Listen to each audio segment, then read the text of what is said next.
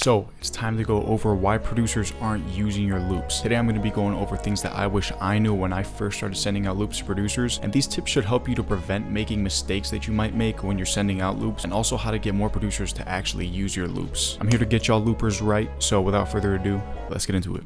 Alright y'all, so I'm gonna just be straight up with you. The first reason why producers aren't using your loops is simply because your expertise level isn't quite there yet. You know, this varies a lot because there's different styles of loops that are easier and harder to make. For example, like a pane loop, like a rod wave or a no cap type loop. Those require a certain knowledge about chords and making virtual sounds sound realistic. And also it uses like a lot of actual live instruments, and that compared to something like a Florida Rob 49 type loop, which would pretty much just be some piano bass notes and a bell. The expertise level that you need is going to vary a lot between different styles of loops. So I don't just want to be here and be like, the reason why producers aren't using your loops is because your loops suck and you're not good enough yet. That might be the case, but you can maneuver around that by making loops that are just simply easier to make for the level that you're at right now. And then you can just keep practicing and kind of work your way up to making loops that are, you know, more advanced to make and that actually sound good. But the first step is going to be realizing what level you're at, you know, and then making loops that you can make that actually sound good and that are usable. So the next reason why producers aren't using loops is because they're just way too complicated. And I dealt with this a lot when I first started making loops, because if you watch my videos from like 2 years back, 2, 3, 4 years back even, like I used to overproduce the F out of everything. But you have to realize, like with a real producer who's, you know, looking for loops to use, as soon as they open the loop, they're thinking about, can I put my drums on this? And can an artist rap on this? And that's just like subconsciously what they're thinking in the back of their mind while they're going through every single loop. If they play your loop and they listen for the first 2 seconds and that shit's going all over the place, you just have 20,000 different melodies, then they're probably not going to use it. So don't overcomplicate your melodies, and one thing that you can do, just have your melody play out throughout an extended time. So for example, I have this loop here. I'll just play this for you guys real quick.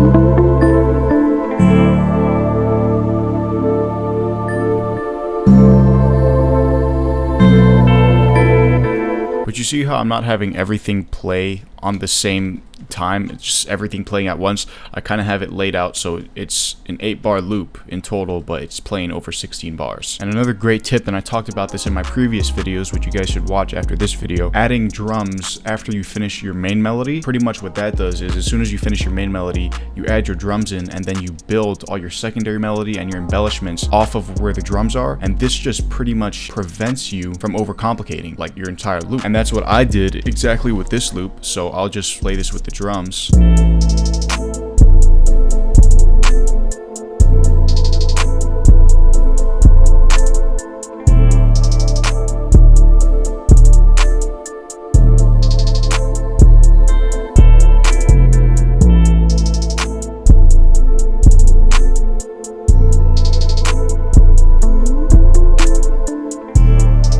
as these are playing all together, I'm thinking about like, can an artist hop on this? And I thought that, yeah, there's totally enough space for an artist to hop on this, and that was perfect right there. Okay, so pretty crucial next step, and not many people talk about this at all. I don't think I've seen anybody talk about this at all. But the next reason why producers aren't using your loops is because of how you send out your emails. And this is super important because when you send your emails, you have to make it stand out and be professional. I'm gonna give you guys 2 examples. One's gonna be a bad example of how you should send out your emails, and the other one will be how I send out my emails, which I think is pretty good. So when you're sending out loops through email, you should always have the person that you're addressing, so their email in here. But look at this. In the subject line, we have fire loop. I see this all the time. Fire loop, okay? Or just, you know, some bland explanation of what you're sending out. And then like the first thing that people will have sometimes is this: must split profits 50-50, if not legal action and lawsuit, whatever, you know, all that BS. And then they'll have their fire loop. No key labeled, no BPM labeled, their producer tag on, and it's in WAV, and you should only really be sending out MP3. MP3s. Come on now. But yeah, you pretty much want to avoid something that looks like this at all costs. This is obviously over exaggerated, but if you have something super bland like this, the chances are a producer is just going to skip this over and or like might even block your email. A good example, what I think is a good example of how to send out loops would be like this. You address them by their email. I'm going to type in the subject with you guys, but this is immediately what happens as soon as I put in the text of my email. I have a link to all my older loops in this Dropbox here, so you can click on that, and then this goes to all my older loops, you know, sorted by style. Then next I have my credits all over here, and then I have my stamp, and this is actually really good because it kind of brands yourself, and also it's really professional to add in your emails, especially when you're sending out. You know, people can reach out to you through number, they can find your BeatStars, your personal email, also my BMI is on there, and links to Instagram and YouTube if they want to hit you up through there. And then what I'll do is I'll have my attachments, so I'll usually send out 3 to 4 loops in every single weekly that I send out to people. So I have these right here, these 3 loops, and then I'll include my tag in there as well, and the tag is the only thing that's going to be waved. These are all MP3. And now most importantly, for the subject, what I do is I do this. So take a listen to these 3 loops, and I try to think about what they, you know, kind of match into. For these, I would put melodic and live guitar loops. So once you have that down, then, you know, the producer knows what kind of loops are going to be listening to. And then what I do is if I'm sending it personally to someone, then I'll do for and then their name. So loops for Lucent, or what you can do is you can do from and then just put your name. You can do either or,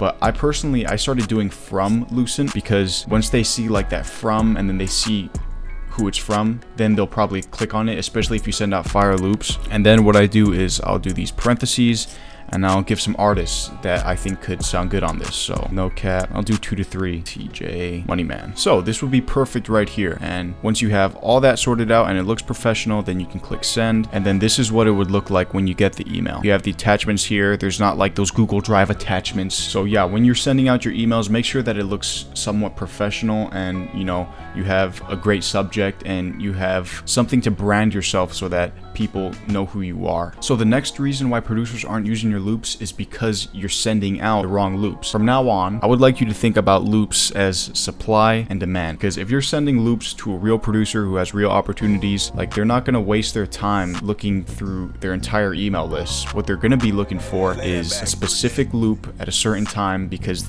they have an opportunity with an artist and making beats and getting placements. Like that's how they make their income. So if an artist, for example, posts on their Instagram story, need Nardo Wick loops 160 BPM dark, and you end up sending 130 BPM plug loops, they're probably going to block your email or just never open your emails again. So you have to somewhat understand what kind of beats that producer normally makes and also reach out to them and see what loops they need at the time. It's just really simple. If you send them the right loops that they need at the right time, they're just more likely gonna use your loops. Simple as that. Personally, what I do is I have a list of producers assorted by, you know, what type of beats they usually make the most. So I have like my young boy producers and beat makers, like all those guys, you know, I know exactly what loops to send to them. And then in a separate folder, I have the list of, you know, all my dark and orchestral producers, and I'm not sending the same loops to everyone. Like I'm separating it. And finally, the last reason is because you haven't built a relationship with that producer. What most producers do is while they're going through their emails and they see loops, they have their go-to producers that they always, you know, download loops from. So if they don't know who you are, then they're probably not going to click on your email just straight up. So what I would do is I would, you know, reach out to them on Instagram and see what kind of loops they need, or even offer something like a drum kit that you've made or a multi-kit. Just kind of be creative and think of something that you can offer to them, and then try to build that relationship with that person.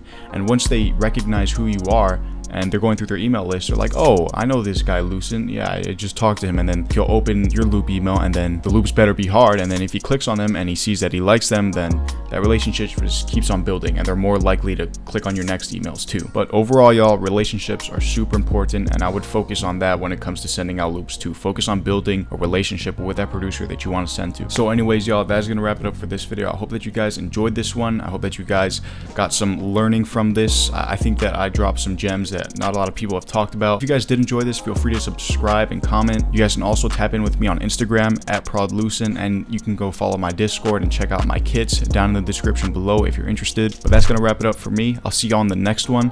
I'm out.